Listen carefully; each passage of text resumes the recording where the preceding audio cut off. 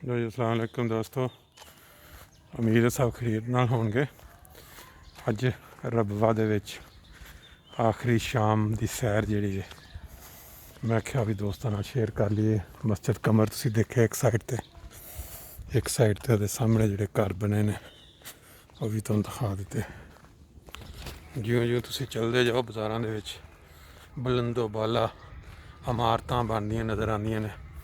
ਇਸ ਤਰ੍ਹਾਂ ਦੇ ਖੰਭੇ ਲੱਗੇ ਨੇ ਮੁਖਤਲਿਫ ਜਗ੍ਹਾ 'ਤੇ, ਜਿੱਥੇ ਟੈਲੀ ਕਮਿਊਨੀਕੇਸ਼ਨ ਵਾਲੇ ਲੋਕਾਂ ਨਾਲ ਰਾਬਤਾ ਕਰਕੇ ਆਪਣੇ ਖੰਭੇ ਲਾਉਂਦੇ ਨੇ, ਉਹਨਾਂ ਨੂੰ ਫਿਰ ਕਿਰਾਇਆ ਦਿੰਦੇ ਰਹਿੰਦੇ ਨੇ ਮੰਥਲੀ।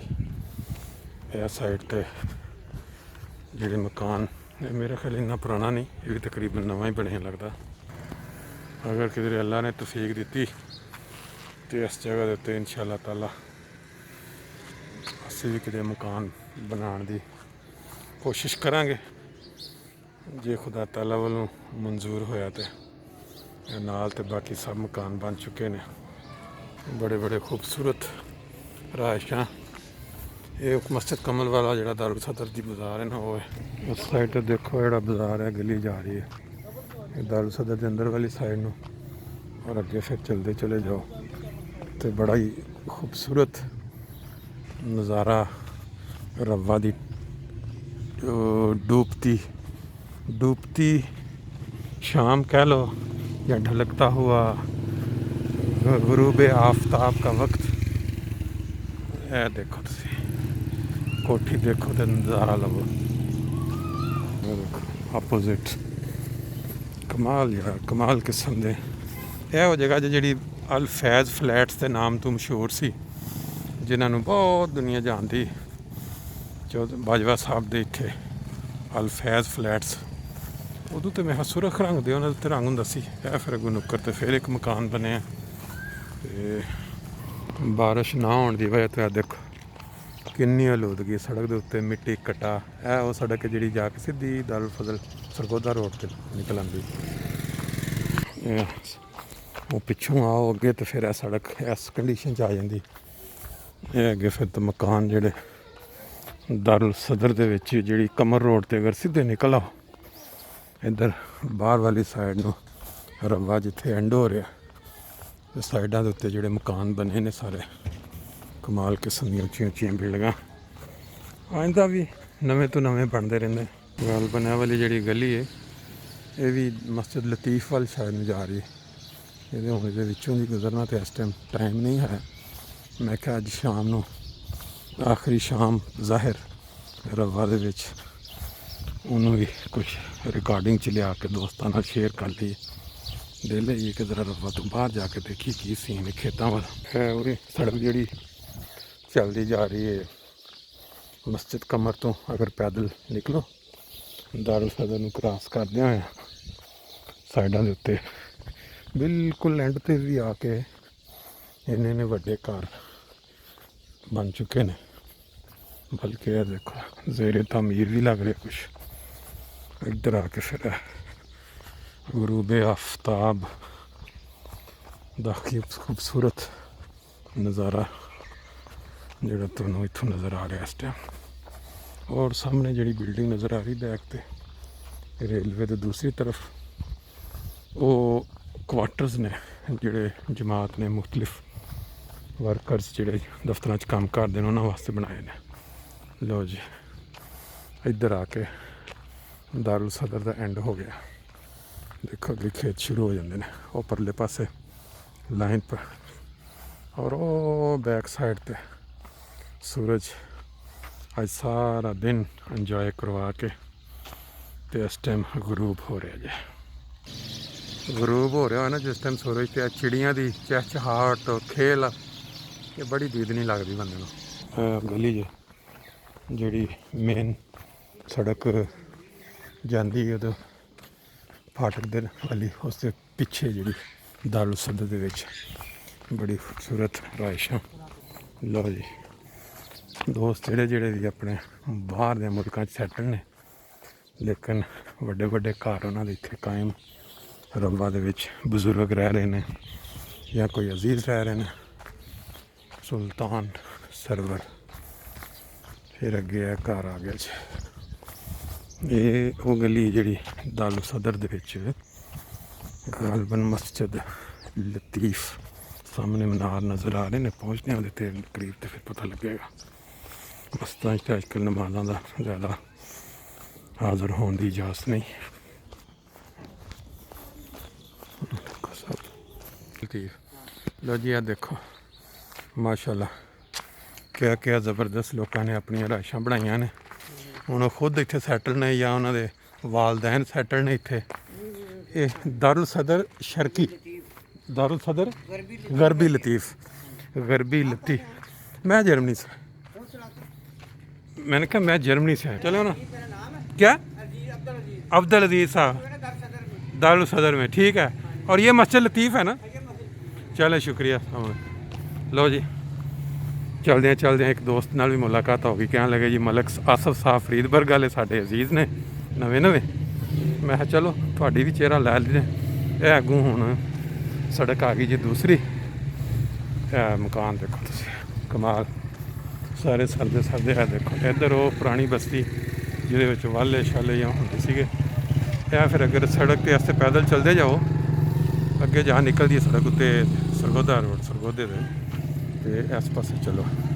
कमाल है। देखो कैसे कारनामे खुद ब खुद हो रहे हैं। एक ही हो गया दरख्त वढ़ रहे हो, वाह देसी तरीका देसी जुगाड़ हैं सही। लो जी मैं देखो मैं फिर मेन सड़क आ जाएगी जी अगों अपना सरगोदा रोड तो रेलवे फाटक तो होंगे अगे फैक्ट्री एरिया चले जाती है।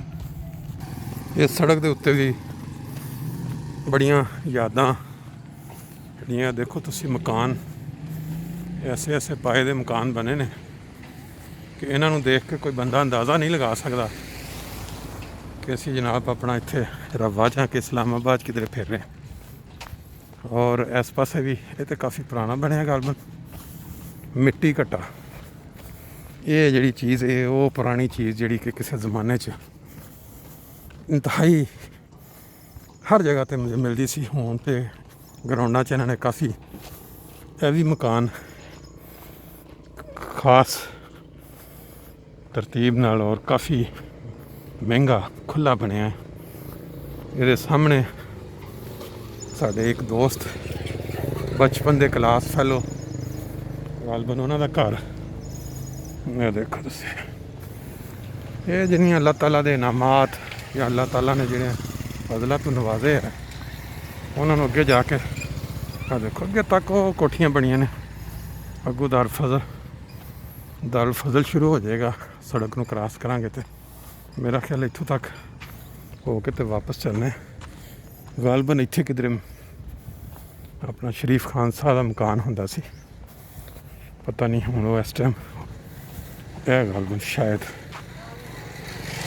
यह गली लंबी गली जिदे चों निकल के तुसी मस्जिद अनवार तक जा सकते हो परले पासे ना। कमाल है यादां पुरानियां। जी अजकल की नवीं तहकीक के मुताबिक साड़ा मिट्टी घट्टा है ये जोड़े ज़रात ने इन्हां दे नाल जोड़ा करोना का एक ज़र्रा है ना वो भी उड़ता फिरदा हवा च।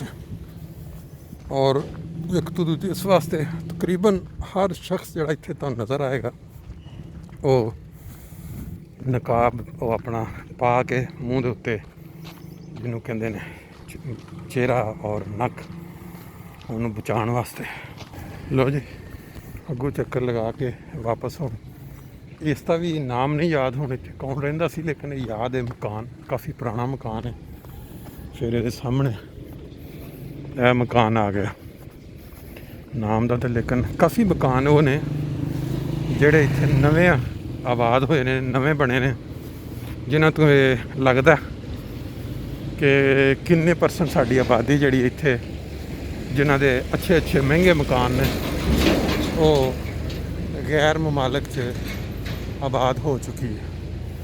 बच्चे जिहड़े अगों सपोर्ट करने वाले है भी एक मकान गालबन इत्थे भी मैनूं याद है कि बैक ते साडे अजीज़ रहायश पजीर सन ਇਹ ਗਲੀ ਜਾਂਦੀ ਉਹ ਪਿੱਛੇ ਜਾ ਕੇ ਮਕਾਨ ਸਾਡੇ ਕਜ਼ਨ ਜਿਹੜੇ ਕੈਨੇਡਾ।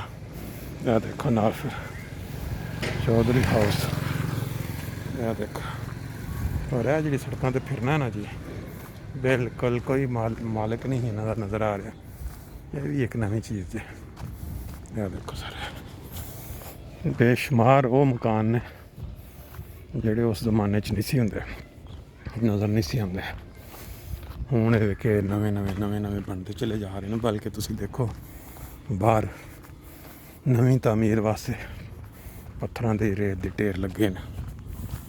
ਇਹਨਾਂ ਨੂੰ ਦੇਖ ਕੇ ਖੁਦਾ ਤਾਲਾ ਨੇ ਜਿਹੜੇ ਇਨਾਮ ਕੀਤੇ ਨਾ ਜਮਾਤੇ ਅੰਦੀਆਂ ਤੇ ਉਹ ਨਜ਼ਰ ਆਉਂਦੇ ਨੇ। ਦੇਖੋ ਇੰਗਲਿਸ਼ ਜ਼ਬਾਨ ਸਿੱਖੇ ਬਜ਼ੁਰਗ ਇਸ ਟਾਈਮ ਗਾਲਬਨ ਮਸਜਿਦਾਂ ਅਜ਼ਾਨ ਹੋ ਰਹੀ ਮਗਰਬ ਦੀ, ਮਸਜਿਦ ਨੂੰ ਜਾਣ ਵਾਸਤੇ ਘਰੋਂ ਚੋਂ ਨਿਕਲੇ ਨਾ। ਬਸ ਲਓ ਜੀ ਇਸ ਗਲੀ ਦਾ ਆਖਰੀ ਘਰ ਤੇ ਜਾਂਦਿਆਂ ਮੁਲਾਕਾਤ ਵੀ ਹੋ ਗਈ ਕਿਸੇ। ਤੁਹਾਡਾ ਕੀ ਨਾਮ ਦੱਸਿਆ ਜੀ? ਗੁਲਾਮ ਮੁਸਤਫਾ। ਡਾਕਟਰ ਗੁਲਾਮ ਮੁਸਤਫਾ। ਤੁਹਾਡਾ ਤਾਂ ਨਾਮ ਬਹੁਤ ਸੁਣਿਆ, ਡਾਕਟਰ ਗੁਲਾਮ ਮੁਸਤਫਾ। ਅੱਛਾ ਅੱਛਾ ਨਹੀਂ ਤੁਹਾਡਾ ਨਾਮ ਅੱਗੇ ਮੈਂ ਬਹੁਤ ਸੁਣਿਆ ਵੀ ਹੈ ਤੁਹਾਡਾ ਮੁਲਾਕਾਤ, ਲੇਕਿਨ ਉਹ ਹੁੰਦਾ ਨਾ ਬਾਅਦ ਕਦ ਬੰਦਾ ਅਰਸਾ ਦਰਾਜ਼ ਬਾਅਦ ਮਿਲੇ।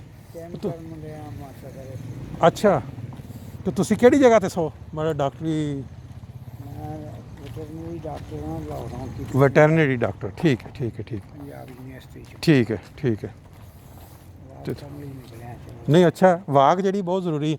ਮੈਂ 6 ਮਹੀਨੇ ਤੋਂ ਸੁਬਾਹ ਫਜਰ ਦੇ ਬਾਅਦ ਵਾਕ ਜਿਹੜੀ ਹੈ ਨਾ ਉਹਦੇ ਵਾਸਤੇ ਬੜੀ ਤਵੱਜੋ ਦਿਲਾਉਂਦੇ ਰਹੇ ਲੋਕ।